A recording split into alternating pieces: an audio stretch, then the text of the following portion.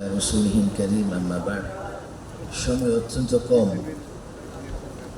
313 মাশায়েখে বাংলাদেশ গ্রন্থের মোড়ক উন্মোচন উপলক্ষে আজকের আয়োজন।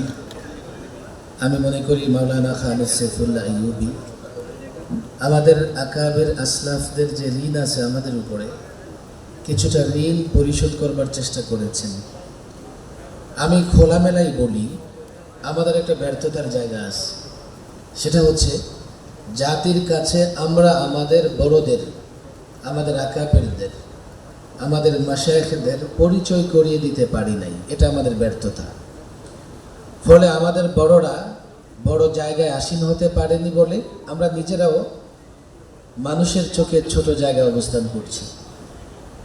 বাংলাদেশের আকাবির, বাংলাদেশের ওলামা মাশায়েখগণ রাজনীতি, অর্থনীতি কিংবা সামাজিক আন্দোলন, সুষম অর্থনীতি প্রতিষ্ঠার আন্দোলন, ন্যায় বিচার প্রতিষ্ঠার আন্দোলন, স্বরাষ্ট্র পররাষ্ট্র সমস্ত নীতি বিনির্মাণে আন্দোলন সংগ্রাম এবং শিক্ষাগত যোগ্যতায় কোথাও আমাদের আকাবির আসলাফ ওলামা মাশায়েখরা পিছিয়ে নাই।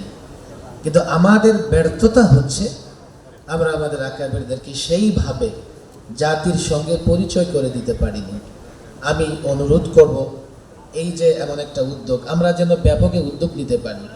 আল্লামা মুফতি আমিন রাহিমাহুল্লাহ একটা কথা আমাদের বারবার বলতেন যে আমাদের ভারতের আকাবির যারা, তাদেরকে পরিচয় করে দেওয়ার জন্যে মধ্যপ্রাচ্যের সাধারণ মানুষ এবং ওলামাদের কাছে আমাদের আকাবিরদের অনেক অনুজ এবং অনেক শিষ্য যথেষ্ট কাজ করেছেন।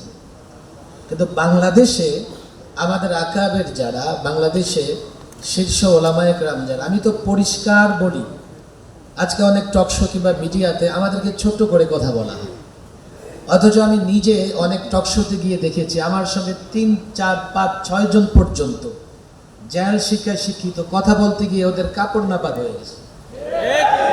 অথচ আমরা যখন টকশোতে যাই না, আমাদের নেওয়ার মতো সাহসও হয় না, আর সব জায়গায় যাইও না। আমাদের অনুপস্থিতিতে আমাদেরকে নিয়ে, আমাদের বড়দেরকে নিয়ে, কওমি আলেমদেরকে নিয়ে ওরা অনেক এই ধরনের কথাবার্তা বলে।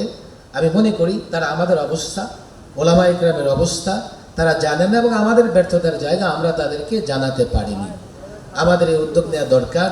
আমাদের বড়দেরকে, তাদের চিন্তা ভাবনা এবং তাদের কর্মজীবনও জাতির সামনে তুলে ধরা দরকার। আল্লাহ তৌফিক দান করুন।